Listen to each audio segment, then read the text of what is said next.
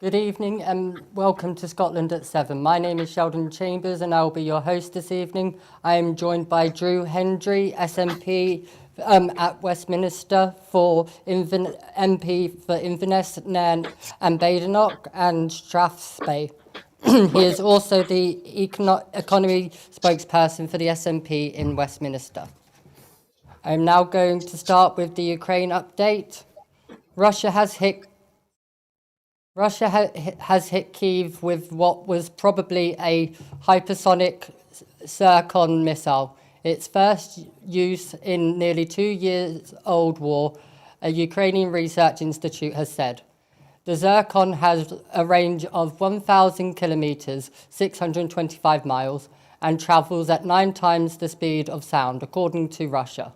The Kyiv Scientific Research Institute for Forensic Examination said pieces of the debris that matched Zircon components were found after a strike on the 7th of February.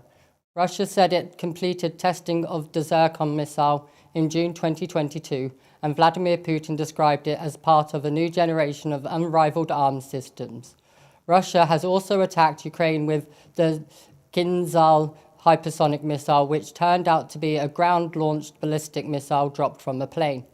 It was supposed to be unstoppable, but Ukrainian troops have regularly shot them down with Patriot missiles.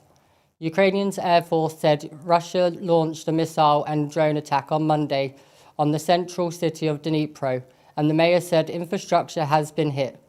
Suspilny public television quoted the water authority as saying power cuts had closed a pumping station and supplies were cut to certain districts. A major Moscow-based online network has been spreading pro-Russian Ukrainian war propaganda and disinformation in Western Europe, French military and cybersecurity experts say. France's Vignum agency, which works against foreign entities trying to sway public opinion, says the Portal Combat Network has operated at least 193 sites disseminating pro-Russian propaganda about the invasion of Ukraine. On Monday, hundreds of mourners attended the funeral of a family of 5, including 3 small children burned to death in a Russian drone attack in the northeastern Ukrainian city of Kharkiv. Russia's drone struck a fuel depot on Friday evening, triggering fires that engulfed an entire street, including houses in which the Putiantina family lived. An elderly couple died in the same street. More than 50 people were injured and 15 homes burned down. Ukrainian President Volodymyr Zelensky is planning a tour of Western Europe capitals to lobby for aid for Ukraine around this week's Munich Security Conference. The EU has adopted a law to set aside windfall profits made on about 300 billion euros in frozen Russian central bank assets, in a first concrete step towards using the money to finance the reconstruction of Ukraine. The EU and G7 have been debating for over a year if and how the funds can be used. After Vladimir Putin gave US interviewer Tucker Carlson his version of Russia's historical glory, a Mongolian leader has trolled Vladimir Putin over the size of defunct Euro-Asian empires. After Putin's talk, I found Mongolian historic map. Don't worry, we are a peaceful and free nation. Tasaki Elbegori, a former Mongolian president, wrote on Twitter/X.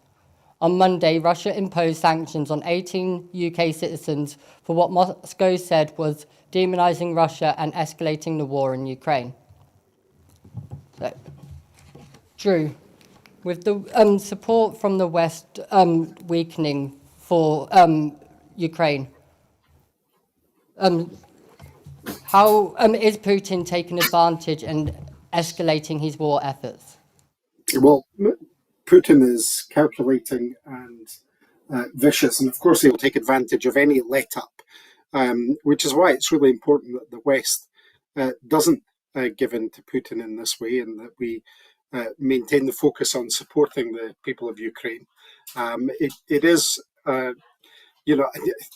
think it's indicative of some of the problems within politics across the globe at the moment, that there's massive funding for Ukraine support held up in the US through the Congress and the Senate at the moment, that's not getting to Ukraine. The EU have been very good in terms of supporting Ukraine, but there's obviously much more that needs to be done. We can't afford to take the focus off protecting Ukraine. If Ukraine falls, it's a domino effect for other nations around. It will just be a matter of time before there's a further ambition, and I think it also emboldens other larger nations that might say, right, well, it's time for us to impose our will on a neighbour. I'm thinking obviously of Taiwan in that situation as well. So this is a really important time for people to get behind Ukraine, understand that we can't afford to take our focus off, and yes, it is a problem that the support in the West does seem to be slowing down a bit, and that this seems to be going off focus, which is why it's good that you're doing these daily updates on Ukraine, and I think more media outlets should be doing the same thing. Thank you. And how would a Trump presidency affect the ongoing conflict between Russia and Ukraine? Well, I think it's very worrying what we've seen from Donald Trump this week. I think we all know that he is a character that has dubious credentials when it comes to the need to have international coalitions supporting people in Ukraine. He's made many statements about it, but I think the comments that he made about basically allowing Putin to do what he wants to NATO allies that, in his mind, haven't paid their dues. I don't know who he's referring to, but I don't think that kind of rhetoric helps at all. And there's no doubt that this is, a problem within the Republican Party at the moment in the States that, as I referred to earlier, that aid package, which is, a huge sum of money that would make a big difference to the effort in Ukraine is being held up. So, a Trump presidency would certainly not be a good thing as far as we can see from his comments for the people of Ukraine, and that of course means the wider population in Eastern Europe and then into Europe. And of course, there's a reason that the UK has been so keen to help out in this situation, and that's because there is a risk across the whole of Europe, including Western Europe. Thank you very much. We're now going to the Middle East. 28,473 Palestinians have been killed and 68,146 have been wounded in Israeli strikes on Gaza since the 7th of October. The Gaza Health Ministry said in a statement today. 133 Palestinians were killed and 162 wounded in the past 24 hours, the ministry added. South Africa has made an urgent request to the UN's International Courts of Justice to consider using its powers to intervene in Rafah. The country's presidency asked the court to consider whether Israel's decision to extend its military operation in Rafah requires it to use its power to prevent further breach of the rights of the Palestinians in Gaza. The UN said it would not participate in any forced evacuation of Rafah.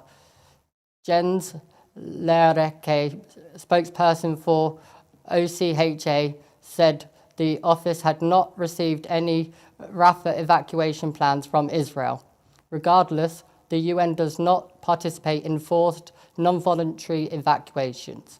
There is no plans at this time to facilitate the evacuation of civilians, he said. The US Senate voted in favor of sending Israel $14 billion as a part of a wider $95 billion aid package for Ukraine, Israel, and Taiwan. The package would also provide $9.15 billion in humanitarian assistance to civilians in Gaza and the West Bank and other conflict zones around the globe. Bernie Sanders was among the no votes calling for the bill unconscionable. President Biden has said the US would do everything possible to make a ceasefire happen. After a meeting with Jordan's King Abdullah II, Biden said that the key elements of the deal are on the table, but there are gaps that remain. UK Foreign Secretary David Cameron said he has personally challenged the Israeli government over individual incidents in Gaza when asked about Hind Rajab.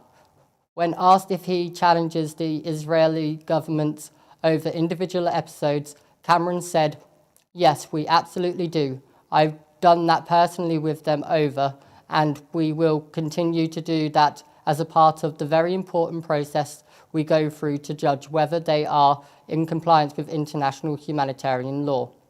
Former UK Foreign Secretary William Hague called for the removal of Benjamin Netanyahu. He said the long short of the building trust and two-state solution has little chance without the removal of Netanyahu. And his Al Jazeera correspondent had his leg amputated, and a photojournalist has been seriously injured in an Israeli airstrike that allegedly targeted the pair while they were working in Gaza.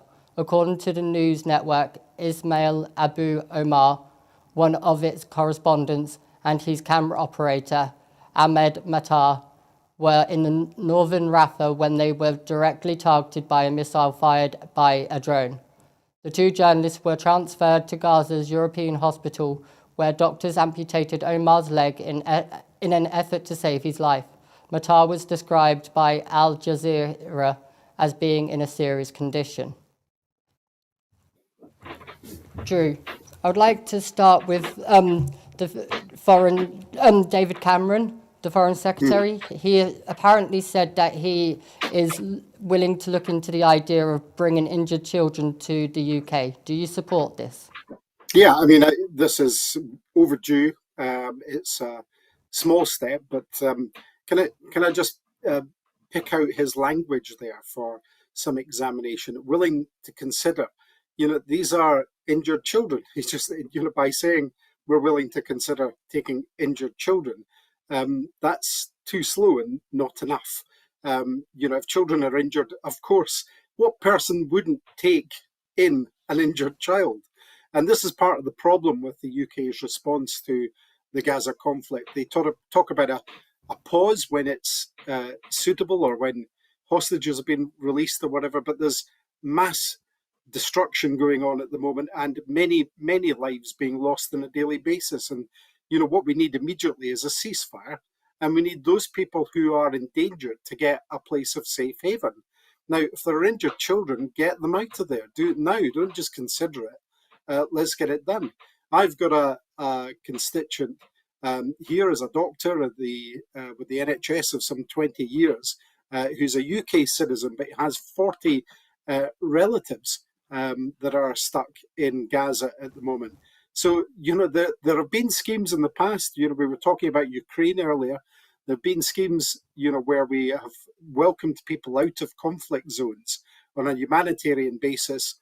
Those have been difficult to set up, and there have been many barriers because of the immigration policies of the UK, but they've been done, and they should be being done here, if not for everybody, as I would like to see people getting the opportunity to get to safe havens in different countries, including ours, but at the very, very least for relatives of UK citizens as a start. But humanity doesn't wait for pauses or or considers whether or not an injured child is someone willing to or worthy of being evacuated. It just basically deals with these things, and that's part of the problem just now, is that the response from the UK is inadequate. That we should be calling strongly for an immediate ceasefire in Gaza. We should be calling strongly for those people who have suffered to find safe haven, and we should be providing quite a bit of that ourselves. It's the only way that really we should be reacting to that. So, yes, I welcome it, but it's nowhere near enough. Thank you very much. We're now going to turn to Westminster, where Labour defeats itself in Rochdale by-election. Following the decision by Sir Keir Starmer to withdraw support for Azhar Ali, the party's candidate in Rochdale, the party has now suspended a second Labour parliamentary candidate over comments made about the Israel-Gaza war in a private meeting of Labour activists in Lancashire.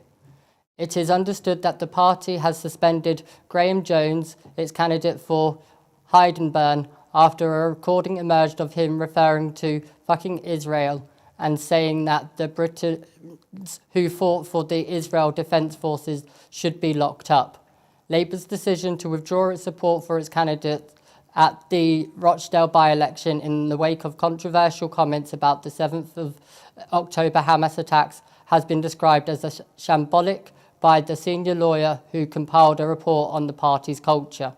On Monday, the party withdrew its support for Azhar Ali after the Daily Mail approached Labour with more comments that Ali had made, including a suggestion that Israel deliberately relaxed security after warning an imminent threat. Martin Ford KC was commissioned by Keir Starmer to investigate allegations of bullying, racism and sexism within the party's ranks after a leaked Labour document made explosive allegations about its handling of anti-Semitism claims.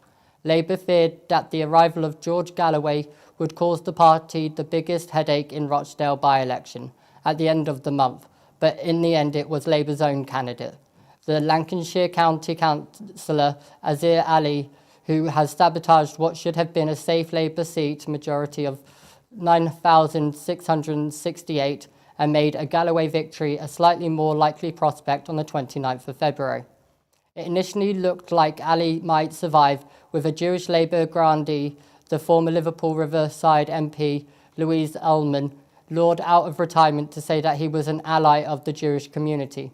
Starmer had stood by Ali throughout Monday until further comments made by Ali came to light and the party withdrew its support. Labour has made clear that even if Ali wins, he will not be allowed to sit as a Labour MP. But his name has already been printed on the postal ballots alongside Labour's red rose and party name. A Galloway victory is not a foregone conclusion. His campaign has until now concentrated his efforts on Rochdale's Muslim community, who make up 30% of the local population.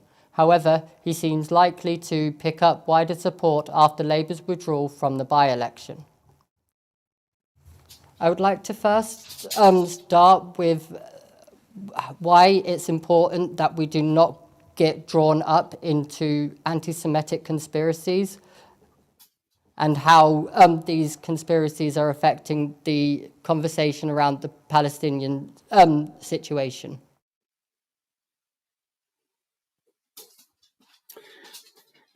Well, yeah, I mean, this is a bit of a shambles in Rochdale for the Labour Party at the moment. I think that was one of the comments that was made by one of the contributors that you quoted earlier, and I think the fact that it's shambolic is exactly the case. This is a quite incredible situation where there's a possibility they'll let somebody in like George Galloway in the back of this. If that's your choice as a voter in Rochdale, then things must be pretty tough going for you there in terms of how you go forward. But look, the Labour Party have been tying themselves up in knots about the whole of the Gaza situation for a long time. They've not had the guts to come out and do the right thing, which is to call for a ceasefire. They've been trying to tiptoe along this and align themselves directly with the UK government, and I think it speaks volumes when you've quoted David Cameron as willing to go slightly further than the Labour Party at the moment, and says exactly where they seem to sit on the political spectrum just now. As I said earlier, when it comes to Gaza, this is about doing the right thing for people just now. It does need folk to speak out about what's happening there and about the disproportionate response. Nobody has ever questioned Israel's right to defend itself, or indeed have they ever questioned the horrendous and unforgivable brutality from Hamas that kicked this particular conflict off. But when we look at the utterly disproportionate response now, the situation that's now developing in Rafah as well as across the rest of Gaza, where people just have literally no safe haven at the moment, it's not perhaps surprising that some people are speaking out on this and making different points, because it's becoming, if it's not already, it's becoming very, very emotive for a lot of people. But there's no doubt that this is a major, problem for the Labour Party. They've managed to mismanage the whole. I said manage. They've frankly mismanaged the whole situation from start to finish on this, and it's now cost them a situation in Rochdale where one suspects that their candidate on the ballot will still win, but he won't be admitted into the Labour Party, so they will have effectively engineered the election of an independent, or indeed they'll have paved the way for George Galloway to become an MP. Both, I think, are terrible outcomes for the Labour Party and speak volumes about the state they're in at the moment. Thank you. We're now going to turn to the UK economy. New analysis by Goldman Sachs has found that the UK economy is 5% smaller than it would have been if the country had chosen to stay in the European Union. The analysis found that a sharp hit to the UK's goods trade, weaker business investment, and a steep increase in non-EU migrants coming to Britain who study rather than work have held back the economic growth. Goldman Sachs said that the UK has significantly underperformed other advanced economies since the 2016 EU referendum, with lower growth and higher inflation. It is estimated that since 2016, consumer prices had leapt by 31% in Britain. In the United States and the Eurozone, they had increased by 27% and 24% respectively, it said. The SNP economy spokesperson at Westminster, Hendry, MP, said, Brexit continues to be a disaster for businesses, ordinary households and our wider economy, and it's time the main UK parties at Westminster wake up to the realities. Every week we see at least one damning report showing the damage Brexit is doing to Scotland and the rest of the UK. Has Brexit failed the UK and Scotland in specific? Oh, massively. I mean, you just read out the comments that I gave to the media earlier about the impact this has had on Scotland and indeed the other nations of the UK. I think the unique thing is that for Scotland, we didn't vote for Brexit, and we've ended up with all of the economic harm. We got Northern Ireland, who didn't vote for Brexit, who've managed to get a bespoke deal that suits them. Now, nobody disputes the fact that they should have some ability there to have a deal because of the situation they have with the peace process. But if it's possible for Northern Ireland, then it's certainly possible for Scotland, but we've not been offered that. The fact is that this is a 5% hit in economic growth that we're seeing. The other fact, people like to say, unionists like to say to me that Scotland exports, most of its output to the rest of the UK. Well, of course, it does in terms of things like insurance, in terms of financial services, oil and gas, water, renewable electricity, all the kinds of things that I would imagine they would want to keep getting. But up until Brexit and beyond, until these things started to hit, the vast majority of our manufactured goods, the things we make in Scotland, were actually exported outside of the UK and into the EU and America and beyond. So this has had a direct hit on Scottish business. It's holding us back dramatically now. And of course, what they'll turn around in the next couple of years is say that, Scotland's trade with the UK has had to intensify. Well, of course it has, because they've cut off the ability for us to export. But one of the big problems we have at the moment with the cost of living crisis is food prices. And what we're also seeing with Brexit at the moment is not only that loss to the economy, which is reckoned to be £100 billion per year to the UK economy, but we're also seeing higher food costs because of Brexit. And when people go to the supermarket and they go to the checkout, they're noticing bigger increases, and that's as a direct result of Brexit. And the bad news is that we haven't seen the worst of the red tape yet, because the UK has been sluggish, to say the least, in terms of implementing the checks that they should have implemented for goods coming in. So it means in April, when new veterinary checks come in, there'll be another spike. And there, of course, there are further elements of red tape for food imports being introduced in October. So we're going to see, not only we're going to see that higher food price inflation now, but we're going to see that in a couple of bursts throughout the year as well. So it's just a desperately bad deal all round for Scotland. And of course, it hurts the other people in the UK, but it has a specific hit on Scotland. Thank you very much. Sticking with the economy, HMRC's early estimates show 2.46 million payrolled employees in Scotland, the highest since the series began in July 2014, and 27,000 more than the previous year. In October to December 2023, Scotland's unemployment rates estimate 16 plus years was 4.5%. The employment rate estimate 16 to 64 years was 74.4%, and the inactivity rate estimate 16 to 64 years was 22% in the same period. Commenting on the latest publications of labour market statistics, a Scottish Government spokesperson said, "The record high number of payrolled employees in Scotland is welcome. However, the wider data reflects the ongoing challenges facing the UK economy, including inflationary pressures and the continuing impact of Brexit. The Scottish Government remains committed to doing everything within currently devolved powers to support more people into work.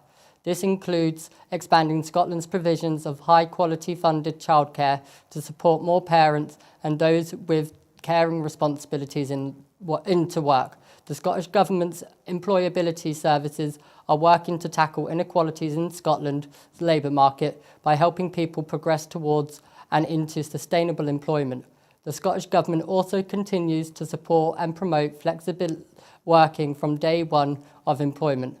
The forthcoming green industry strategy will help businesses and investors realise the enormous economic opportunities of the global transition to net zero and create well-paid green jobs across Scotland. But with sectors such as hospitality and agriculture still facing enormous recruitment challenges, the UK Government's proposed changes to immigration policy will further prevent access to international labour market that Scotland needs for the economy to prosper. With full power over migration, Scotland could boost its workforce and tackle recruitment challenges." What does this report mean for the people of Scotland? Well, I think it shows a couple of things. I mean, one of the things that wasn't mentioned there was the high proportion of people that are paid the real living wage or higher in Scotland, which is good. We have a workforce shortage, though, and I think that's one of the things that's not really kind of highlighted in that report, other than to echo the comments about Brexit. One of the other, so Brexit is a bad gift that keeps giving, because what we've seen is we've been starved of the staff we need, who used to work here, who were EU citizens, who went back home as a result of Brexit, now can't come here. And of course, we have other restrictions on immigration for Scotland as well.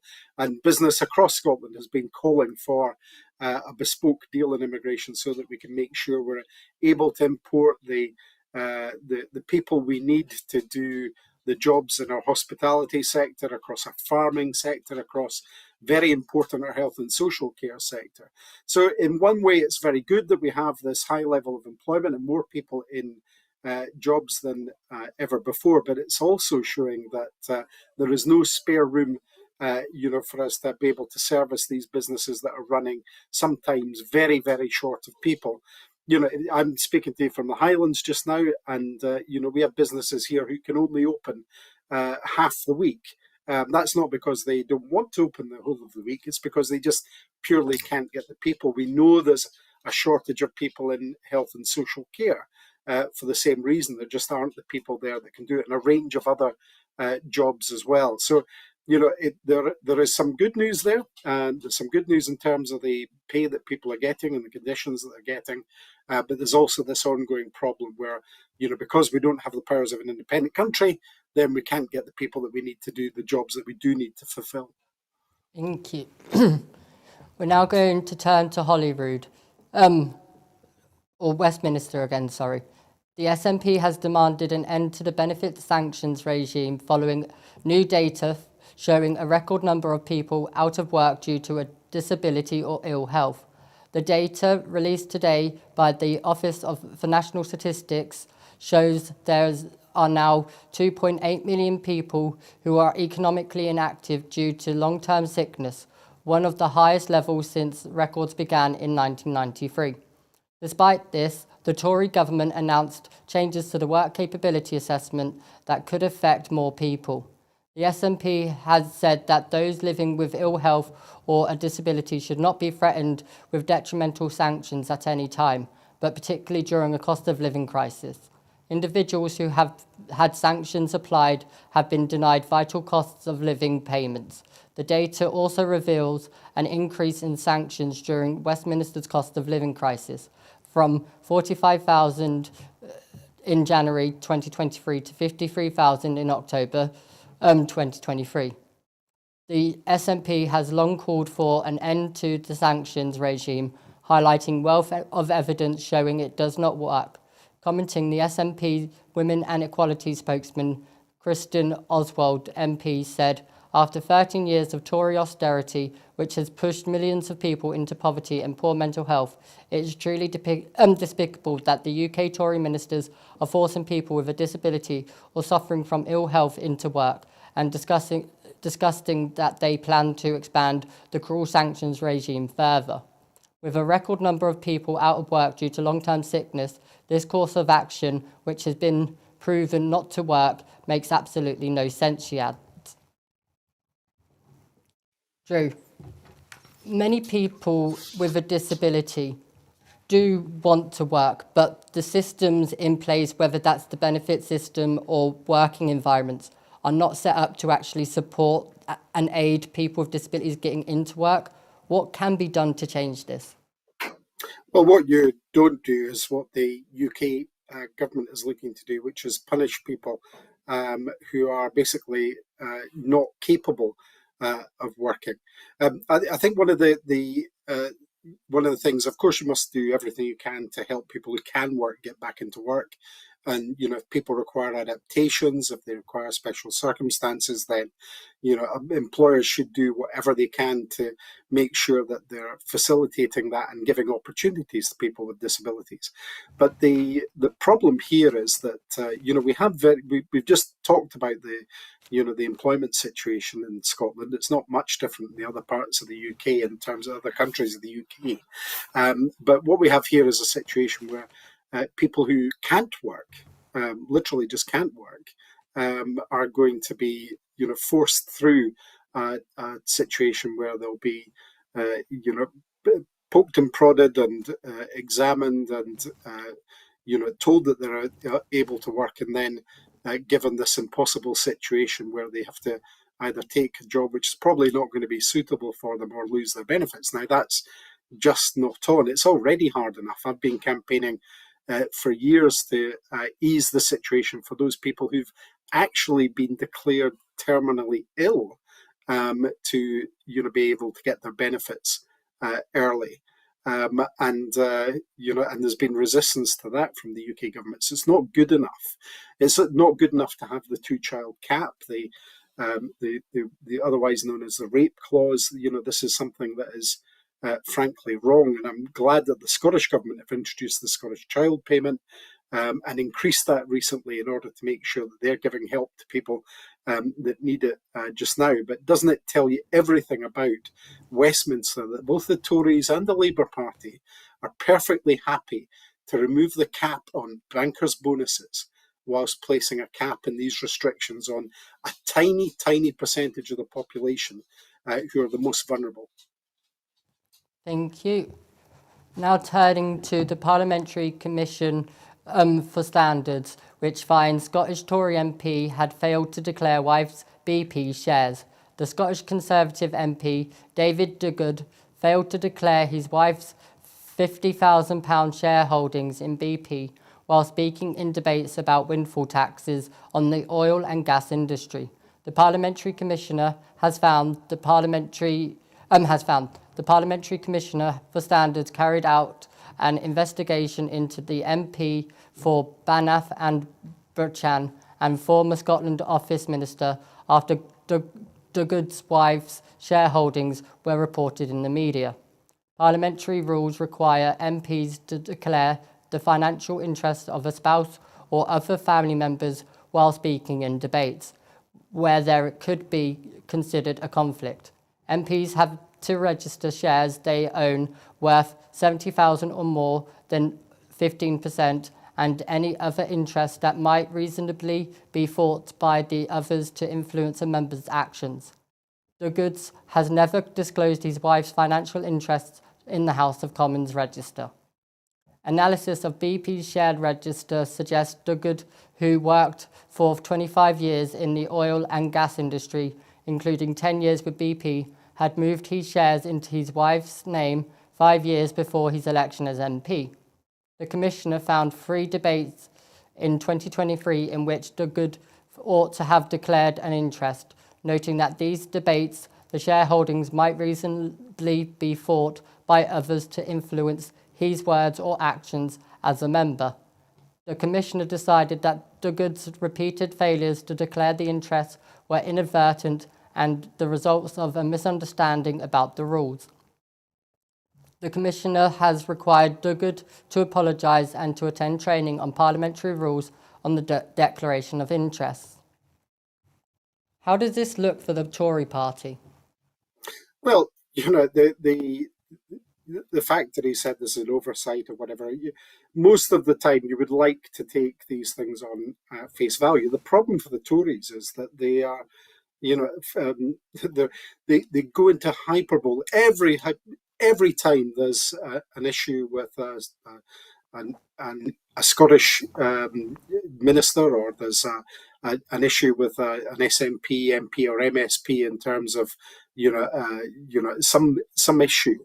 So they go over the top. They demand resignations. They go on and on about the supposed failing and so forth. And then, when they are presented with something like this of their own, which they are on many occasions, they kind of say, look, there's nothing to see here really. It was just an error and so forth. So, you have to take into account the way they act when other things happen, and then when they get caught out with something, how they act. And I think it doesn't look good for them. I think, people are becoming ever more skeptical about politics in general because of this kind of thing, coming up time and time again.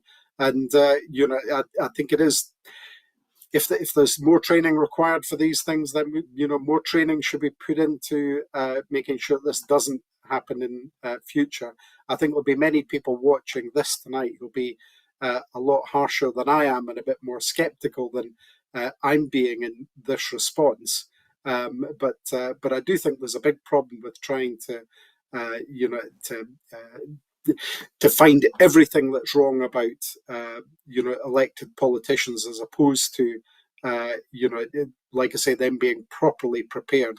I'm not saying that's the case in this instance, but I do come back to the first point I made, which is there's a big sting of hypocrisy when it comes to situations like this, where Tories have found out when they've just been going so heavy-handed on other issues that they might pick up themselves about MPs from other parties.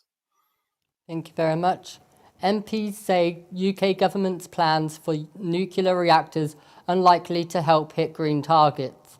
MPs have warned that a planned fleet of small nuclear reactors are unlikely to contribute to hitting a key target in decarbonising the UK's electricity generation, as the UK government opened talks to buy a site in Wales for a new nuclear power station. The Environmental Audit Committee, EAC, said that ministers' approach to developing factory-built nuclear power plants lack clarity, and their role in hitting a goal of moving the grid to clean energy by 2035 was unclear. Last year, a body, Great British Nuclear, was launched with the aim of delivering a new power station, including a fleet of small modular reactors, SMRs. The government has spent £215 million on developing SMR design and is running a competition for companies to bid for the government contracts. The UK government hopes SMRs will make nuclear power stations easier and cheaper to build. However, in examining the role of SMRs, the EAC heard that a final investment decision on the first station in the UK is not expected until 2029. The timeline means it is unlikely to contribute to the 2035 target or Labour's pledge to run the grid on clean energy by 2030.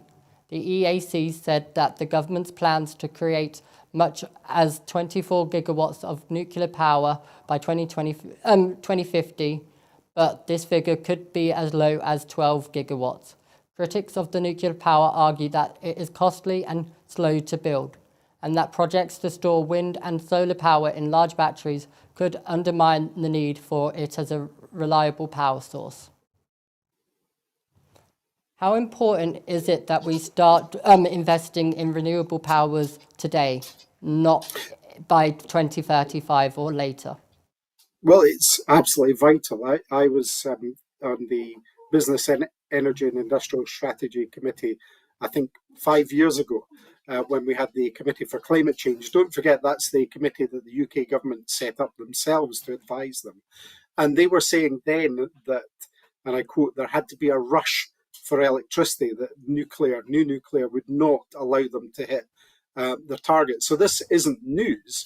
And the fantasy of small modular reactors has been a distraction, a sideshow from what should have been doing, the moves that should have been made to ensure that we were racing ahead in terms of renewables. Now, we've had a severe lack of investment in renewables from the UK government. They've actually banned for many years from the contracts for difference, the mechanism for allowing people to gain permissions and funding for renewables. They've actually banned onshore winds from contracts for renewables. We've had to use our environmental powers here in Scotland. They believe it or not, have banned from that solar until very recently as well. So these are ridiculous things. So they've failed to invest. They've held things back. They've caused us a major delay in hitting climate change targets. 10 years ago, they could have moved forward with the investment as they promised during the 2014 referendum with the £1 billion carbon capture and storage facility at Peterhead. That was betrayed on a couple of occasions by the Tories after that. So they're in a complete mess. And the other thing I would say here is that their attempt to rebadge nuclear as green energy is frankly, insulting to people. This is not renewable energy. It may be that it doesn't generate any carbon during its use, but it certainly is not renewable, as we know, in terms of the nuclear waste that is generated, and the fact that many nations, for safety reasons, are now moving away from nuclear because it's just far too risky as well as expensive.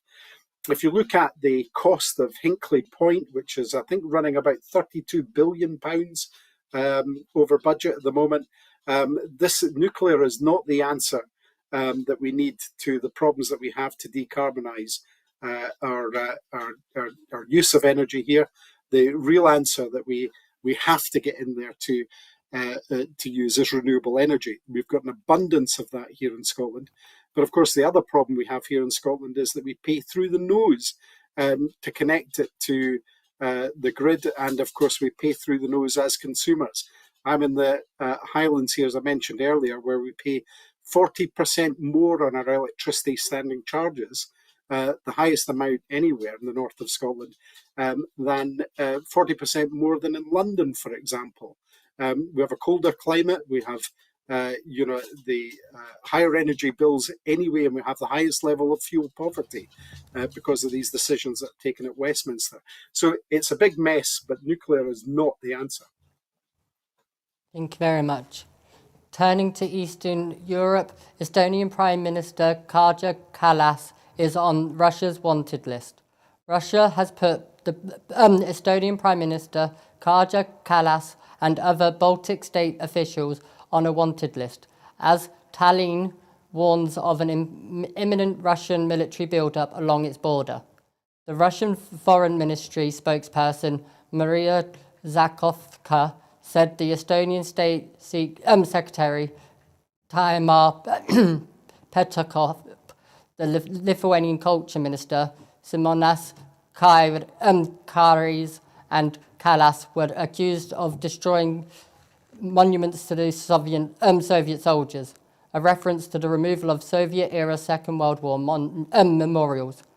Moscow has placed multiple senior Kyiv officials and generals on its wanted list since the start of the Ukrainian war, but Kallas is the first known government head to be sought by Moscow. The Estonian Prime Minister has been one of the strongest supporters of Ukraine, leading efforts to increase military assistance to Kyiv and tightening sanctions against Russia.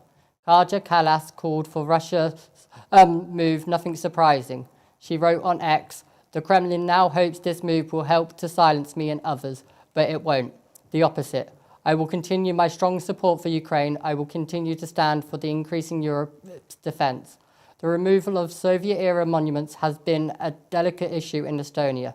Occupied by the Soviet Union from 1944 until 1991, where nearly a quarter of the population of 1.3 million people are ethnic Russians. The process has accelerated since Russian troops invaded Ukraine, with Kallas pledging to remove all communist monuments in public spaces. Estonia has been anxious to avoid some of the unrest it faced in 2007 after it removed a statue in Tallinn known as the Bronze Soldier, which led to 2 nights of rioting and looting, following a major cyber attack that Estonian officials pinned on Russia. The country has also moved to counter pro-Russian narrative about the war in Ukraine by banning 4 Russian channels from cable television. What sort of message is Putin trying to send to the former Soviet countries, and how would a Trump presidency affect any ongoing conflicts? Well, it's a horrendous message. I mean, the man's a bully. I think everybody knows that. It's quite plain that he's intent on just imposing his will and his will alone on these things. None of this will come as a particular shock, horrendous though it is for it. And when you move on to Trump, we know that Trump is, by his own admission, an admirer of Putin. So it is, a big worry that, that if the US votes, to elect Donald Trump as president, that would have a big impact on the situation and would probably embolden Putin. I don't think that's a matter of conjecture. I think it's pretty clear that would be the case. That's not going to be a good thing for those countries who sit on the borders and in the area which was the former Soviet Union, but of course is now a great many independent countries, many of them thriving and doing very well just now, and don't want to have the threat of Putin, being emboldened and threatening their way of life. Thank you very much. France pauses €100 a month electric car leasing scheme after huge demand. The French government has suspended an electric car leasing scheme after only 6 weeks following a surge in demand that more than doubled the number of vehicles required. Officials said the scheme, launched in December to help low-income households and to cut carbon emissions, would be relaunched next year.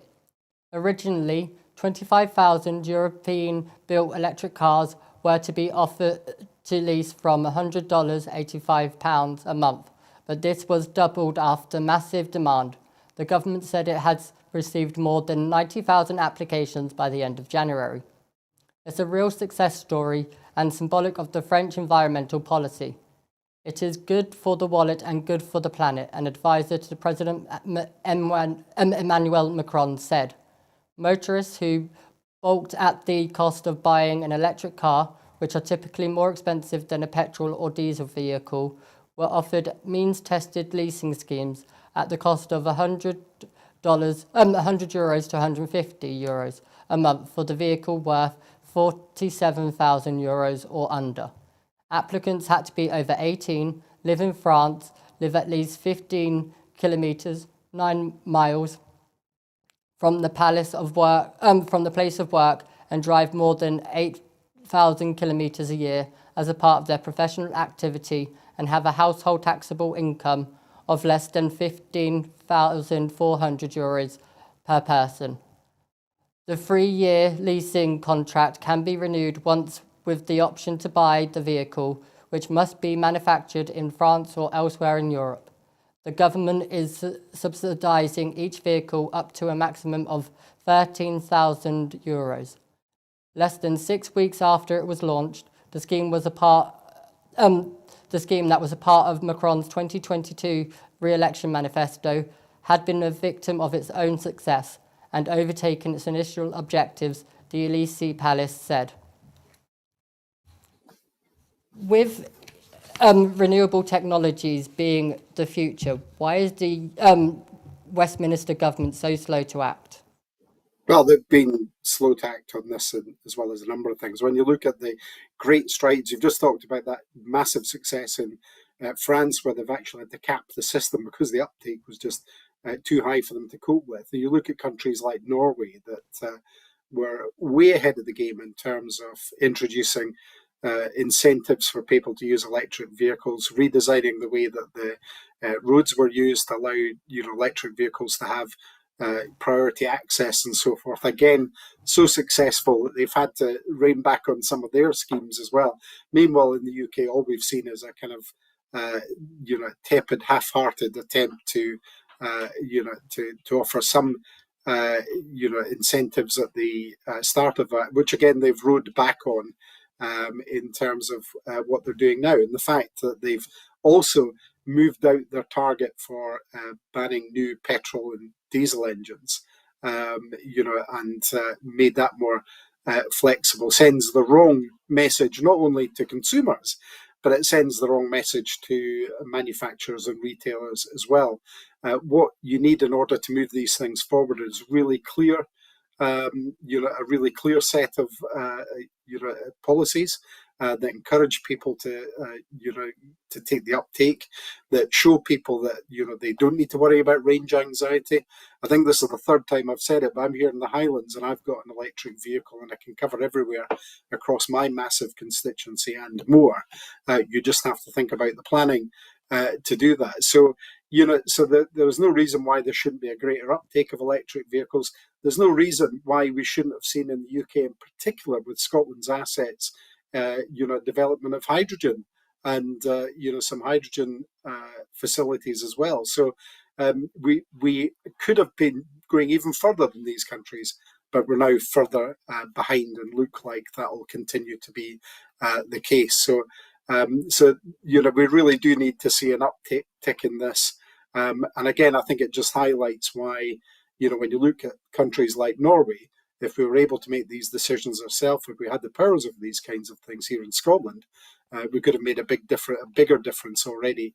As it is, we've tried to do what we can using the limited powers we have, and we've managed to push things further. The Scottish Government have introduced many incentives, including interest-free loans and things like that for electric vehicles, but we could have been doing so much more with those powers if we'd had the ability to do so.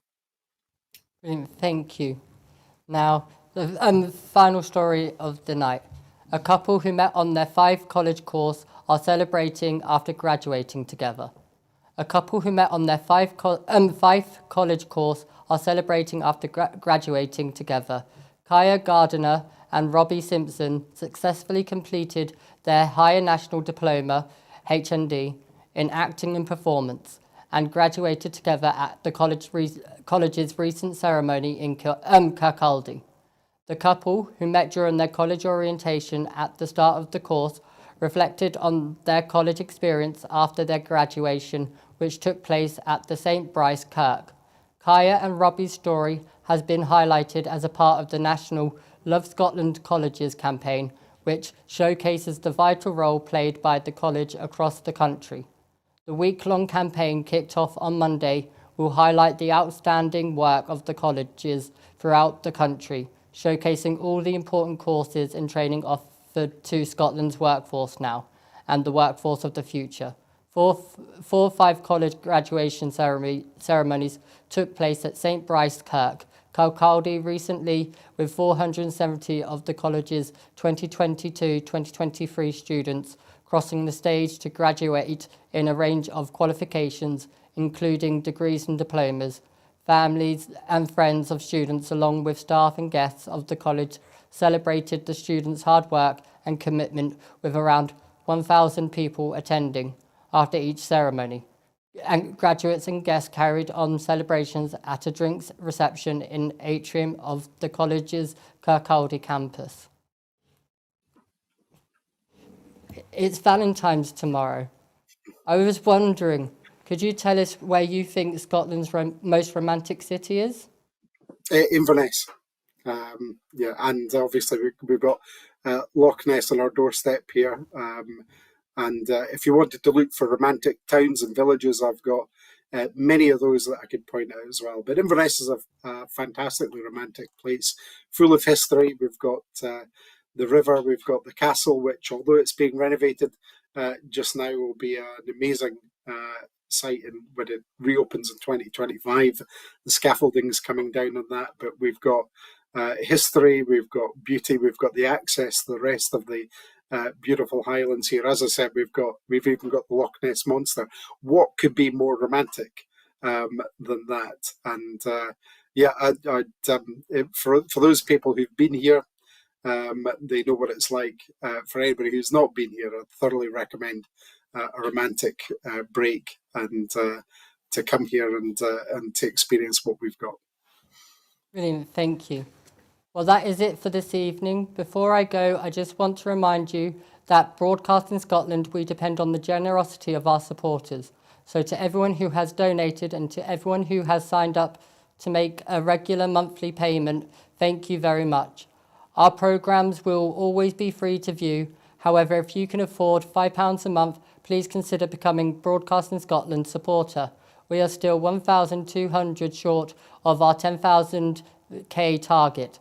Although the pressure has been eased, we still need to raise £1,200 to pay our bills immediately, so we can then focus on securing the future of an independent broadcasting for Scotland by growing our subscriber base and regular funding.